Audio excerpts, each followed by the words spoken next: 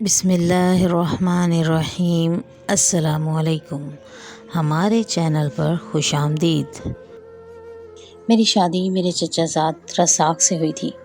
میں اس رشتے سے خوش نہیں تھی، لیکن وہی بات کہ جیسے بہت سارے خاندانوں میں لڑکی کا رشتہ طے کرتے ہوئے یا توڑتے ہوئے لڑکی سے پوچھنا گوارا نہیں کیا جاتا، بالکل ویسے ہی میرے ابا نے بھی میرا رشتہ رزاق سے کرتے ہوئے مجھ سے نہیں پوچھا تھا، بلکہ جب نکاح خواہ نے مجھ سے پوچھا کہ رشتہ مجھے قبول ہے تو میرے منہ سے ایک ہی لفظ نہیں نکل پایا تھا۔ ابا نے ہی میرا انگوٹھا زبردستی پکڑ کر نکاح نامے پر لگایا تھا، کیونکہ میں اپنی چچی اور ان کے بیٹے رزاق کی عادتوں سے بخوبی واقف تھی۔ میرے چچا بھلے مانس انسان تھے، مگر چچی اور ان کی اکلوتی اولاد رزاق بہت ہی شرپسند تھے۔ میرے ابا نے صرف اپنے بھائی کے منہ کو یہ رشتہ قبول کیا تھا۔ میں اور میری ماں نہیں چاہتے تھے کہ میری شادی رزاق سے، لیکن قسمت میں یہی لکھا تھا اور میری شادی رزاق سے ہو گئی۔ میری چچی کو بیٹا چاہیے تھا، مگر میں نے ایک بیٹی کو جنم دیا۔ میری ساس اور میرا شوہر بیٹی کو جنم دینے پر مجھ سے خوش نہیں تھے، لیکن پھر بھی جیسے تیسے انہوں نے مجھے اور میری بیٹی کو قبول کر لیا۔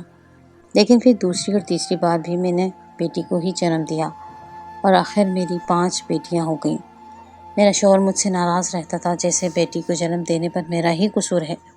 میری ساس وہ میرا شوہر میری بیٹیوں کو پیار نہیں کرتے تھے۔ میں حیران تھی کہ ہم کیسے مسلمان ہیں جو بیٹیوں کی پیدائش پر ناراض ہو جاتے ہیں، جبکہ نبی کریم صلی اللہ علیہ وآلہ وسلم نے فرمایا کہ جو شخص 2 بیٹیوں کی پرورش اچھے انداز میں کرے، جنت میں اور وہ ایسے ساتھ ہوں گی جیسے 2 انگلیاں ساتھ ساتھ ہوتی ہیں۔ اور ہمارے ہی دین میں بیٹی کو رحمت کہا گیا ہے، لیکن ہم انسانوں نے بیٹیوں کو زحمت سمجھ لیا ہے۔ چھٹی بار جب میں حمل سے ہوئی تو میری ساس نے دنیا جہاں کے ٹوٹ کے مجھ پر آزمانا شروع کر دیے۔ ایک دفعہ میری ساس دیسی گھی میں انڈا پھینٹ کر میرے پاس لے آئیں، جس کو دیکھتے ہی مجھے اکائی آ گئی، لیکن میری ساس نے مجھے وہ زبردستی پلا دیا۔ بہرحال میں پوتا چاہتی تھی، اور پھر جب میں نے ایک بچے کو جنم دیا، سارا گاؤں حیران ہو گیا، کیونکہ وہ بچہ نہیں تھا بلکہ میرا نام رحمہ تھا۔ میرے حسن کے ڈنکے پورے خاندان میں بجتے تھے۔ میں بھی 16 سال کی ہی تھی جب میرے رشتے آنے شروع ہو گئے تھے، لیکن میں حسن کے آنگن کا چاند بننے جا رہی تھی۔ حسن میرا خالہ زاد تھا۔ خالہ شروع سے ہی مجھ سے بہت محبت کرتی تھی، اور حسن کی آنکھوں میں بھی میرے ہی محبت کے دیے جلتے تھے۔ دلہن بنے میرا روپ دیکھ لوگ نظر اتارے بنا نہیں رہ سکے تھے۔ کہتے تھے رحمہ پر جی بھر کے دلہن کا روپ چڑھا ہے۔ میری سہیلیاں میرے ہاتھوں میں سرخ مہندی دیکھ کر کہنے لگی، تمہارا میاں تو بڑی گہری محبت کرتا ہے تجھ سے، دیکھ تو کیسا رنگ تیز آیا ہے حنا کا۔ میں شرم سے سرخ ہوئی تھی۔ میری بارات 7 بجے پہنچ جانی تھی۔ ایک ہی تو گاؤں تھا اور خالہ کا گھر بھی بہت زیادہ دور نہ تھا۔ ذرا سی آہٹ پر مجھے یہ لگتا کہ میری چھوٹی بہن آ کر مجھ سے کہے گی آپا تمہاری بارات آ گئی، لیکن وقت تھا کہ بڑھتا ہی جا رہا تھا اور میری بارات اب تک نہ پہنچی تھی۔ 7 کے 9 بج گئے تھے۔ یہ اس وقت کی بات ہے جب موبائل اتنے عام نہ تھے۔ فون بھی گاؤں میں کسی کسی گھر میں ہوتا تھا، اور پورا محلہ اسی فون کو استعمال کرتا تھا۔ میرے ابا نے میرے چھوٹے بھائی کو خالہ کے گھر دوڑایا کہ بارات کو اور کتنی دیر ہے، مہمان 2 گھنٹے سے بیٹھے ہیں۔ میرا بھائی خالہ کے گھر چلا گیا اور پورے آدھے گھنٹے بعد لوٹا۔ کہنے لگا حسن بھائی دوپہر کو اپنی شیو کروانے گئے تھے، ابھی تک واپس ہی نہیں لوٹے۔ جیسے ہی وہ آئیں گے خالہ کہہ رہی ہیں ہم جلدی ہی بارات لے آئیں گے، لیکن 9 کے 12 بج گئے۔ حسن کا کچھ بھی پتہ ہی نہ چلا کہ کہاں چلا گیا تھا۔ خالہ بھی رونے لگ گئی تھی۔ حسن کے بھائی اسے ڈھونڈ رہے تھے، لیکن وہ کہیں نہ تھا۔ ہمارے گھر عورتوں کی چیمگوئیاں شروع ہو گئی تھی کہ لڑکا بھاگ گیا ہے یا تو لڑکی عہدہ ہو گئی، لڑکے کو زبردستی اس کے والدین باندھ رہے ہوں گے، یا لڑکا کہیں چکر ہوگا۔ گو کہ جتنے منہ اتنی باتیں تھیں۔ میرا دل یوں تھا کہ کسی کے نے مٹھی میں لے کر دبوچ لیا ہو۔ میرے بھائی بھی حسن کا پتہ کرنے کے لیے بھاگ دوڑ کرنے لگے۔ پھر کسی نے یہ بتایا کہ وہ تو شہر والی بس میں بیٹھا دیکھا گیا تھا، اس نے آپ کو جان بوجھ کر رسوا کیا ہے، آپ لوگوں سے نہ جانے کس بات کا بدلہ لیا ہے۔ یہ بات سن کر میرے والد اشتعال میں آ گئے تھے، کہنے لگے کہ میری بیٹی کی بارات آج ہی میرے گھر سے رخصت ہوگی۔ میری چچی نے اپنی خدمات سامنے رکھ دیں، کہنے لگی میرا رزاق رحمہ کی عزت رکھے گا، میں تو یوں تھی کہ بے جان سا وجود کب میرا نکاح حسن کے بجائے رزاق سے ہوا، میرا دماغ کام ہی نہیں کر رہا تھا۔ میرے ابو نے میرا انگوٹھا پکڑا اور نکاح نامے پر سیاہی سے چھاپ دیا۔ میں اپنے بے جان وجود کو گھسیٹتے ہوئے کسی لاش کی طرح سے رزاق کے ساتھ رخصت ہو کر اس کے گھر گئی۔ رزاق کے کمرے میں بیٹھی میرے دل میں کوئی امنگ، کوئی خواہش نہ تھی، ہو بھی نہیں سکتی تھی۔ سارے خاندان میں وہ بدتمیز اور بدمعاش قسم کا لڑکا تھا، مجھے وہ کبھی بھی ایک آنکھ نہیں بھایا تھا۔ میں اس وقت بھی بیٹھی یہی سوچ رہی تھی کہ حسن کیوں مجھے چھوڑ کر چلا گیا۔ وہ تو مجھ سے محبت کرتا تھا، مجھے بہت پسند کرتا تھا، بہت اچھی عادتوں کا مالک تھا۔ ایسا تو نہ تھا کہ مجھے ایسے وقت رسوا کر دے۔ تب تک میری آنکھوں سے آنسو بہہ رہے تھے جب رزاق میرے کمرے میں داخل ہوا۔ بڑی زور سے اپنے کمرے کا دروازہ بند کیا تھا، کیا کہ میں ہل کر رہ گئی تھی۔ تیز قدموں سے چلتا ہوا وہ میرے پاس آ کر بیٹھ گیا۔ میں گھونگھٹ نکالے اپنی قسمت پر آنسو بہا رہی تھی۔ بڑی بے دردی سے اس نے میرے گھونگھٹ کو الٹا کیا تھا، تمسخرانہ طریقے سے کہکا لگا کر ہنسا تھا۔ کہنے لگا، بڑی اکڑ تھی تجھے اپنے حسن پر اور اپنی محبت پر۔ اس کی آنکھیں اپنی جیت سے سرشار تھیں۔ اس نے مجھے بالوں سے پکڑ اور اپنا چہرہ میرے چہرے بالکل قریب کر کے غصے سے پھنکارا۔ کہنے لگا، دیکھ کیسے بے بس اور مجبور ہو کر تو میری جوہلی میں آ گری ہے۔ تھپڑ مارا تھا نا تو نے میرے منہ پر، آج تیرا وہ حشر کروں گا کہ تو موت مانگے گی۔ میں اس کی ضد تھی، محبت نہیں، بدلہ تھی، بیوی نہیں، کیونکہ اس نے میری بہن کی شادی کو ایک ماہ ہی رہ گیا تھا جب خاندان سے میرے لیے دو رشتے بیک وقت آئے تھے، ایک چچا کے گھر سے تو دوسرا خالہ کے گھر سے۔ میرا جھکاؤ شروع سے ہی خالہ زاد کی طرف تھا، کیونکہ میری چچی مزاج کی بہت تیز تھی اور وہی اثر ان کے بچوں میں بھی تھا، اور جس بیٹے کے لیے وہ مجھے مانگ رہی تھی پورے خاندان میں وہ بدتمیز اور بد لحاظی میں مشہور تھا۔ مجھ سمیت خاندان کی سب لڑکیاں ہی اسے ناپسند کرتی تھیں۔ اس کا نام رزاق تھا۔ ابا کو بھی رزاق کچھ خاص پسند نہ تھا، اس لیے چچی کو یہ کہہ کر ٹال دیا کہ مجھے ابھی رحمہ کی شادی نہیں کرنی، لیکن خالہ سے رشتے کی حامی بھر لی۔ ایک ہی خاندان تھا، اس لیے ایسی باتیں چھپتی نہیں رہی تھیں۔ میری بڑی بہن کی شادی پر جب سب خاندان والے اکٹھے ہوئے تو خالہ کی فیملی بھی آئی تھی اور چچی کی بھی۔ رزاق کی چال ڈھال بالکل بدمعاشوں جیسی تھی۔ رات کو جب سب لڑکیاں تیار شیار ہو کر بارات کے استقبال کے لیے پھولوں کی پلیٹیں پکڑے صحن کے دروازے پر کھڑی تھیں، تب رزاق کی نظر مجھ پر پڑی اور پلٹنا بھول گئی۔ میں گلابی رنگ کا شرارہ پہنے کوئی ابصرہ لگ رہی تھی۔ اس کی تیز نظریں میرا بھی احاطہ کیے ہوئے تھیں۔ جیسے ہی بارات کی آمد شروع ہوئی تو ایک ہنگامہ سا مچ گیا تھا۔ ڈھول اور منچلوں کے بھنگڑوں نے محفل سجا کر رکھی تھی۔ لڑکیاں بھنگڑے دیکھ کر تالیاں بجا رہی تھیں۔ اسی وقت رزاق میرے پاس آیا، کہنے لگا کہ تمہیں میری اماں کمرے میں بلا رہی ہیں۔ بارات کا ہنگامہ عروج پر تھا۔ میں نے پوچھا، کس کمرے میں ہے چچی؟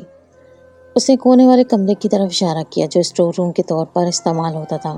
میں ادھر چلی گئی۔ رزاق بھی میرے ساتھ اسی اسٹور میں چلا آیا۔ کمرے میں نہ چچی تھی نہ ہی کوئی اور۔ میں جیسے ہی پیچھے کو پلٹی تو رزاق دروازہ بند کر چکا تھا۔ میں نے کہا، یہ کیا بدتمیزی ہے، تم مجھ سے جھوٹ بول کر مجھے یہاں لائے ہو؟ کہنے لگا، جھوٹ تو تمہارے باپ نے بھی میری ماں سے بولا تھا کہ تمہارا بھی رشتہ کرنا نہیں چاہتا اور تمہاری خالہ کو نیم رضامندی دے چکا ہے۔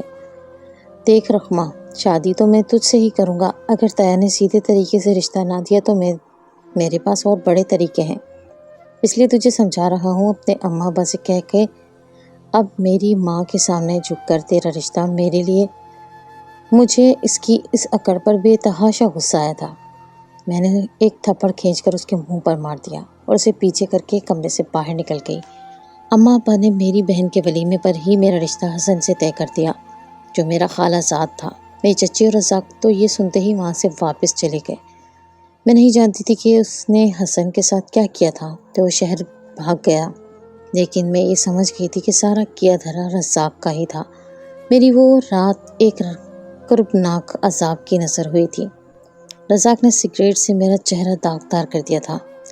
صبح آئینے میں اپنا عکس دیکھ کر ڈر گئی تھی۔ میری زندگی میں اب ہر روز ایک نئی آزمائش تھی۔ وہ شخص انسانی روپ میں درندہ تھا، مجھے بڑی بے دردی سے اپنا حق وصول کرتا اور پھر میرے چہرے پر حقارت سے تھوک دیتا۔ جتنی میرے وجود پر زخم لگے تھے اس سے کئی زیادہ میری روح گھائل ہو چکی تھی۔ میری ساس جو کہ میری چچی تھی دن بھر مجھ سے سارے گھر کا کام کرواتی، کہتی تو بن بیاہی رہ جاتی اگر میرا شیر جوان بیٹا تجھے عزت نہ دیتا۔ میں کوئی جواب نہ دیتی، میں نے اپنی زبان پر گویا ایک قفل ڈال دیا تھا، ایک چپ تھی جو ہر وقت میری زبان پر رہتی تھی۔ میں نے خود کو حالات کے حوالے کر دیا تھا۔ ہنستے کیسے ہیں، مسکرانا کس چڑیا کا نام ہے، مجھے نہیں معلوم تھا۔ چہرے پر یاس اور اداسی کے ڈیرے تھے، میری آنکھیں ہر وقت نم تھیں، میرا دل آرزوئے مر چکی تھی۔ شادی کے چند ماہ بعد ہی امید سے ہو گئی۔ رزاق نے بڑے گھمنڈ سے کہا تھا کہ دیکھنا میرا بیٹا ہی ہوگا۔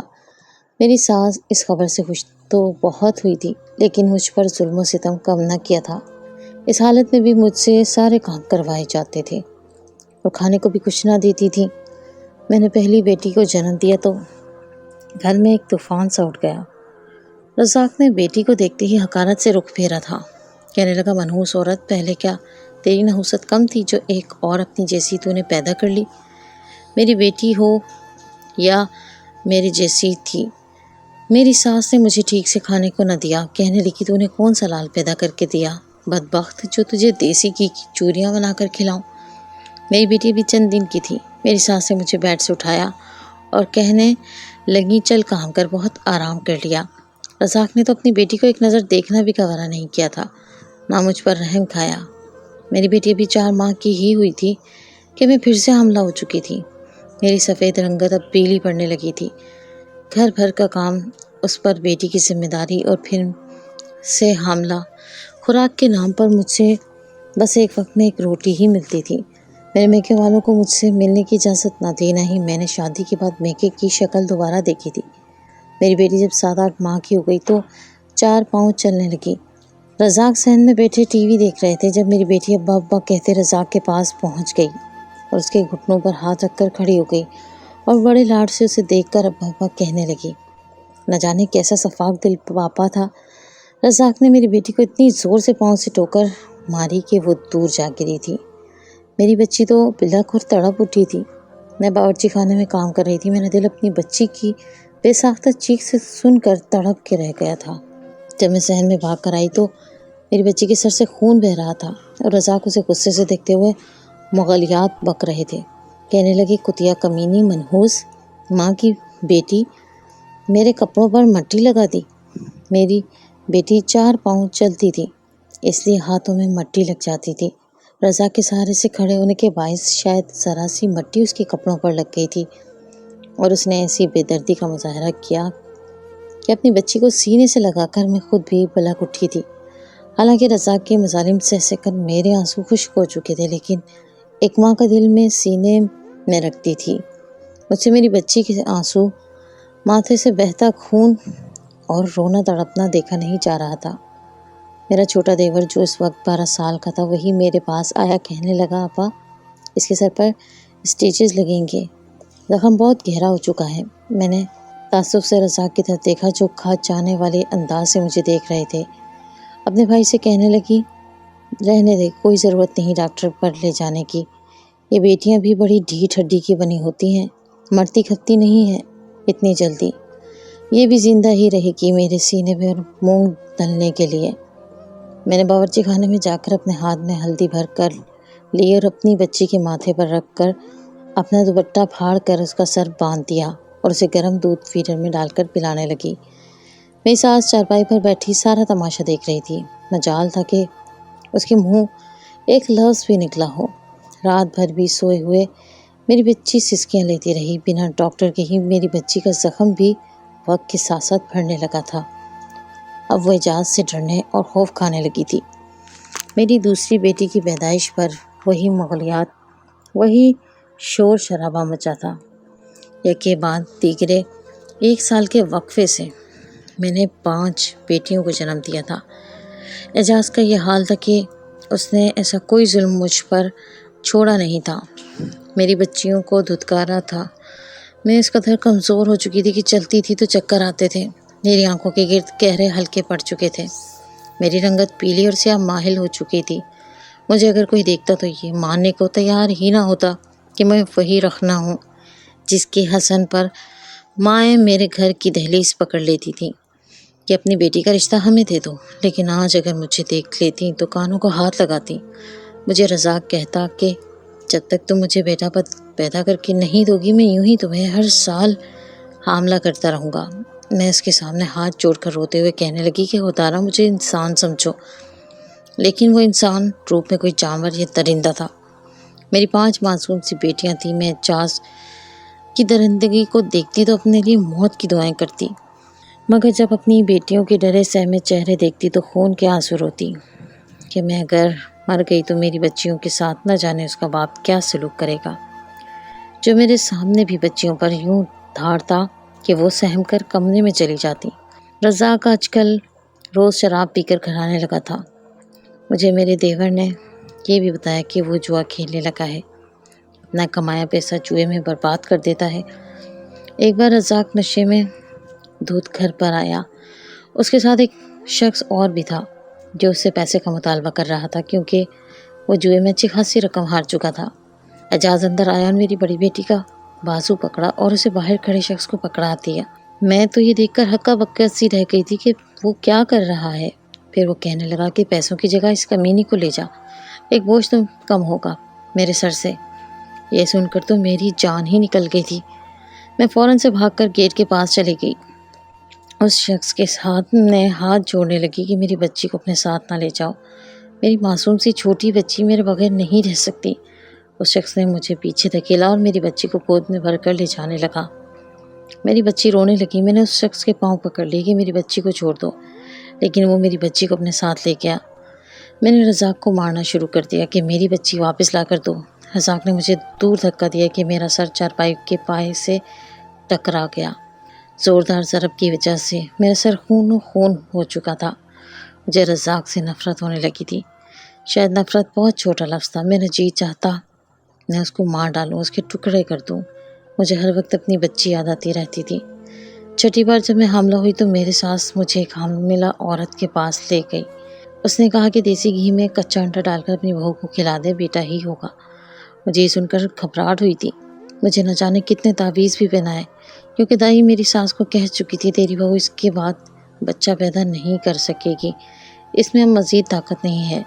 میری ساس اب مجھے روز کچا انڈا دیسی گھی میں ڈال کر کھلانے لگی، جسے کھاتے ہی مجھے الٹیاں ہونے لگتی۔ میں ہر وقت اپنی بڑی بیٹی کے بارے میں سوچ سوچ کر روتی رہتی تھی۔ نہ جانے اس شخص نے میری بچی کے ساتھ کیا کیا ہوگا۔ مجھے کچھ بھی اچھا نہیں لگتا تھا۔ میں ہر وقت اپنی بڑی بیٹی کے لیے روتی رہتی تھی۔ ایک بار میرا دیور میرے پاس آیا، کہنے لگا آپا مجھے منی کا پتہ چل گیا ہے کہ وہ کہاں ہے۔ یہ سن کر تو میں اٹھ کر بیٹھ گئی، ورنہ اب تو میری یہ حالت ہو چکی تھی، بنا سہارے میں نہ اٹھ بیٹھ سکتی تھی نہ چل پاتی تھی۔ میں نے پوچھا کہاں ہے میری بچی؟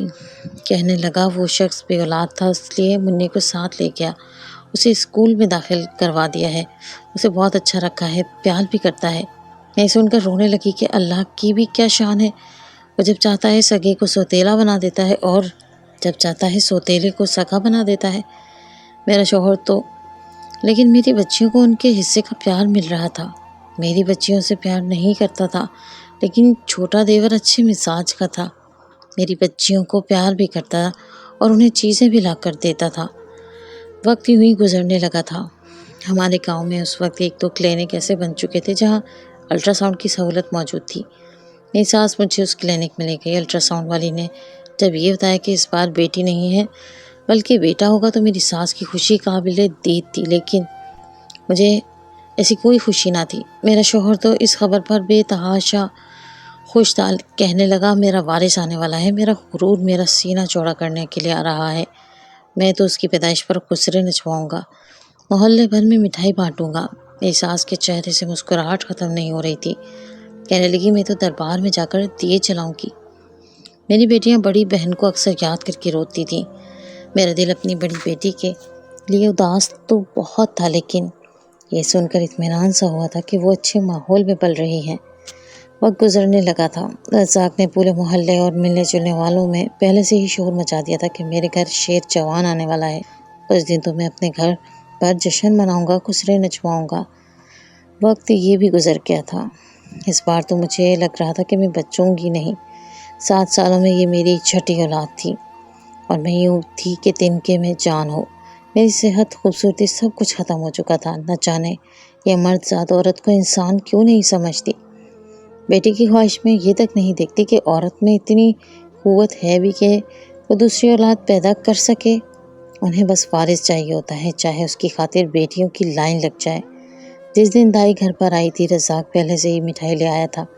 گھر پر خسرے بھی بلوا لیے تھے۔ کہنے لگا سب سے پہلے میں اپنے بیٹے کو اپنی گود میں لوں گا، شہد بھی میں ہی چٹاؤں گا تاکہ وہ میرے جیسا ہو۔ خاندان کے بہت سے لوگ بھی جمع ہو چکے تھے کہ چلو شکر ہے کہ 5 بیٹیوں کے بعد اب بیٹا ہو جائے گا۔ ایک اذیت سہنے کے بعد جب میرے کانوں میں ایک بچے کی رونے کی آواز سنائی دی تو میں نے دائی سے پوچھا، کیا ہوا دائی اماں؟ اس نے کوئی بھی جواب نہ دیا۔ میں سمجھ گئی کہ اس بار بھی بیٹی ہی ہوئی ہوگی۔ ہر بار دائی اماں میرے اس سوال پر یوں ہی خاموش ہی اختیار کرتی تھی۔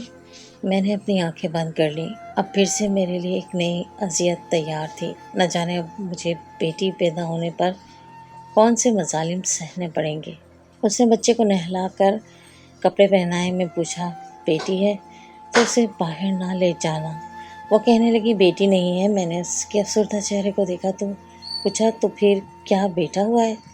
میں شش و پنج میں مبتلا ہوئی تھی، کیونکہ اگر بیٹا ہوتا تو دائی کے چہرے پر خوشی کی چمک ہوتی۔ باہر ڈھول اور خواجہ سرا کے گانوں کی آوازیں آ رہی تھیں۔ وہ بولی، نہیں بیٹا بھی نہیں ہے۔ مجھے اس کا جواب ہی سمجھ نہیں آیا۔ وہ بچے کو لے کر باہر چلے گئی۔ کچھ دیر بعد ہی شور کی آوازیں بلند ہو چکی تھیں۔ ایک گہرا سناٹا چھا گیا تھا۔ پھر ایک خواجہ سرا کی آواز گونجی تھی کہ تو ہماری ذات کا ہے، اسے ہم اپنے ساتھ لے کر جائیں گے۔ میرا دل دھک سے رہ گیا تھا۔ میرے شوہر کا گھمنڈ اللہ نے اچھا توڑا تھا۔ اس نے بیٹیوں کی پیدائش پر نہ مٹھائی بانٹی تھی، نہ ہی کوئی خوشی کی تھی، اور ایک مشن کی غلط رپورٹ پر اس نے سارے جہاں کو بڑے گھمنڈ سے اپنے بیٹے ہونے کا اعلان کیا تھا۔ لیکن وہ شاید یہ بھول گیا تھا کہ اللہ کی ذات مشینوں کو جھوٹا کر دیتی ہے۔ وقت تیزی سے گزرنے لگا تھا۔ میں نے سلائی شروع کر دی تھی اور اپنی بچیوں کو تعلیم بھی دلوائی تھی۔ میری بچیاں گورنمنٹ اسکول، کالج میں بھی اول پوزیشن لے کر پاس ہوتی رہی تھی۔ سب کی سب اپنے بلبوتے پر گورنمنٹ کی نوکروں پر لگ گئی تھی۔ ان کی شادیاں بھی ہو گئی تھی۔ میں نے خواجہ سرا بچے کو بھی ہجڑوں کے حوالے نہیں کیا تھا، اسے بھی تعلیم دلوائی تھی۔ میرا شوہر اب کمزور لاغر سا ہو چکا تھا، شراب پی پی کر اپنی صحت خراب کر چکا تھا۔ اس کا علاج میری وہی بڑی بیٹی کر رہی تھی جسے اس نے جوئے میں ہار دیا تھا۔ وہ ڈاکٹر بنی تھی۔ آج میری بیٹیاں میری پہچان بن گئی تھی۔ میں کہیں بھی جاتی تو سب کہتے، وہ دیکھو رخمہ جا رہی ہے، جس کی بڑی بیٹی ڈاکٹر، دوسری انجینئر، تیسری پروفیسر اور چوتھی وکیلنی ہے، چھوٹی بھی پڑھ رہی ہے۔ پہلے میں یہ سوچا کرتی تھی کہ نہ جانے اللہ مجھے ہر بار بیٹی ہی کیوں دیتا ہے جب جانتا ہے کہ اس کا باپ ان کی قدر نہیں کرتا۔ لیکن اب میں سوچتی ہوں کہ اس میں جو مصلحت تھی میں اس سے انجان تھی۔ میری بیٹیوں نے بہت اچھے دماغ پائے تھے، سب کی سب میرا فخر بن گئی تھی۔ آج بھی جب کوئی میرے گاؤں کا نام لیتا ہے تو لوگ کہتے ہیں کہ وہی گاؤں ہے نا جہاں رخمہ نامی خاتون کی بیٹیاں اپنے عہدوں میں مشہور ہیں۔ یہ سن کر میری آنکھوں سے شکرانے کے آنسو بہنے لگتے ہیں۔ لگتا تھا جیسے مجھے میرے صبر کا انعام مل گیا ہو۔ رزاق آج 8 آنسو روتا ہے کہ جن بیٹیوں کی اس نے قدر نہیں کی تھی آج وہ اس کے لیے فخر بن گئی ہیں۔ کاش کہ انسان بیٹے کی خواہش کی خاطر بیٹیوں کی قدر کرنے کے بجائے اپنی بیٹیوں کو ہی بیٹا سمجھ کر اسے تعلیم سے آراستہ کرے تو وہ بیٹیوں سے بڑھ کر بن کر دکھا سکتی ہیں۔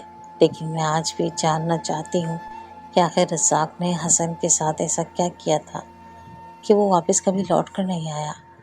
آج بھی خالہ حسن کا انتظار کرتی ہیں، آج بھی حسن کے بھائی اس کو ڈھونڈتے پھر رہے ہیں، لیکن حسن کبھی واپس نہیں آیا اور نہ ہی کبھی اس کو کسی نے دیکھا۔ جہاں تک میرا خیال ہے رزاق نے اسے مار دیا ہوگا۔ یوں کہ رضا اتنا ہی شفاق اور سخت دل انسان ہے۔ جو شخص اپنی ہی پیدا کی ہوئی بیٹیوں کو ٹھوکریں مار سکتا ہے وہ شخص حسن کے ساتھ کیا کر سکتا ہے میں بخوبی جانتی ہوں۔ میری بیٹی اب جوان ہے لیکن پھر بھی میں آج تک حسن کو نہیں بھول سکی۔